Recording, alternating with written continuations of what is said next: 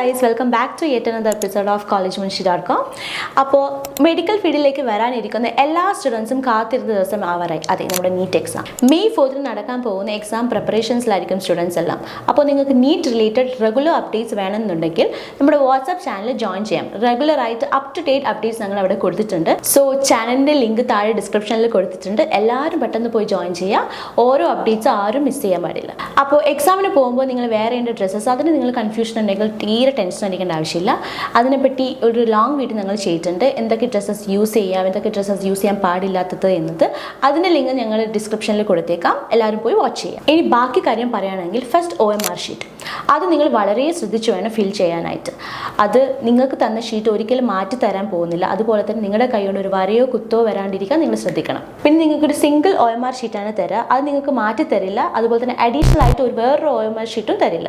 So നിങ്ങളത് വളരെ careful ആയിട്ട് ഹാൻഡിൽ ചെയ്യുക. ഇനി ശ്രദ്ധിക്കേണ്ട കാര്യം, എക്സാം സെൻറ്ററിലേക്ക് അവർ നിങ്ങൾ പെർമിറ്റ് ചെയ്തേക്കുന്ന ടൈം എന്ന് പറയുന്നത് 1:30 വരെയാണ്.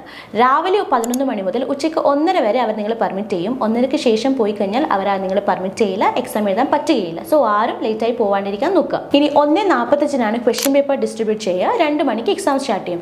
ഇതിനിടയിൽ വരുന്ന ടൈം കൂൾ ഓഫ് ടൈം ആണെന്ന് വിചാരിക്കേണ്ട. ഇതിനിടയിൽ നിങ്ങൾക്ക് ക്വസ്റ്റ്യൻ പേപ്പർ അനലൈസ് ചെയ്യാം. മാത്രമല്ല ഈ 1:45 മുതൽ 2 മണി എന്ന ടൈം നിങ്ങൾക്ക് OMR ഷീറ്റ് ഫില്ല് ചെയ്യേണ്ട ടൈമാണ്. മാത്രമല്ല നിങ്ങൾക്ക് ഇൻവിജിലേറ്റേഴ്സിൻ്റെ സൈൻ, നിങ്ങളുടെ സൈനൊക്കെ ഫില്ല് ചെയ്ത് OMR ഷീറ്റ് ഫില്ല് ചെയ്ത് വെക്കേണ്ട ടൈം കൂടിയാണ്. OMR ഷീറ്റ് ഫില്ല് ചെയ്യുമ്പോൾ നിങ്ങൾക്ക് എന്തെങ്കിലും ഒരു ഡൗട്ട് വന്നിട്ടുണ്ടെങ്കിൽ എക്സാം ഹാളിൽ സൂപ്പർവൈസറിനോട് ചോദിച്ച് ക്ലിയർ ചെയ്തിട്ട് മാത്രം ഫില്ല് ചെയ്യുക. കാരണം നിങ്ങൾക്ക് വേറൊരു OMR ഷീറ്റ് അവർ പ്രൊവൈഡ് ചെയ്യുന്നതല്ല. ഇനി നിങ്ങളുടെ എക്സാം ടൈം എന്ന് പറയുന്നത് 3 hours ആണ്. 3 hours നിങ്ങൾ 180 ക്വസ്റ്റ്യൻസ് അറ്റൻഡ് ചെയ്യണം. ഈ 180 ക്വസ്റ്റ്യൻസ് പറയുന്നത് കമ്പൽസറി ക്വസ്റ്റ്യൻസ് ആണ്. സോ നിങ്ങൾക്ക് അറിയാവുന്ന ആൻസേഴ്സ് ഒക്കെ ഫില്ല് ചെയ്ത് വെക്കുക. ആൻഡ് ഇനി നിങ്ങൾക്ക് അറിയാവുന്ന കാര്യമാണ്, ക്വസ്റ്റ്യൻസ് വരുന്നത് ബയോളജി, ഫിസിക്സ്, കെമിസ്ട്രി എന്നാണ്. Physics 45 marks, chemistry 45 marks and botany, zoology combine ചെയ്തിട്ടാണ് ബയോളജി. അത് 45 പ്ലസ് ചെയ്തിട്ട് 90 മാർക്സിലാണ് വരുന്നത്. ഇനി സ്റ്റുഡൻസ് ശ്രദ്ധിക്കേണ്ട അടുത്ത കാര്യമാണ് നെഗറ്റീവ് മാർക്കിൻ്റെ കേസ്. അപ്പോൾ ഓരോ റൈറ്റ് ആൻസേഴ്സിന് 4 മാർക്സ് ആണ് കിട്ടുക. അതുപോലെ തന്നെ തെറ്റുത്തരാണെങ്കിൽ നിങ്ങൾ കിട്ടിയ സ്കോറിൽ നിന്ന് 1 മാർക്ക് മൈനസ് ചെയ്യും. അപ്പോൾ നെഗറ്റീവ് മാർക്സ് ഉണ്ട്. അറിയാവുന്ന ആൻസേഴ്സ് മാത്രം അറ്റൻഡ് ചെയ്യുക. കിട്ടിയ സ്കോറും കൂടി വെറുതെ കളയാണ്ടിരിക്കുക.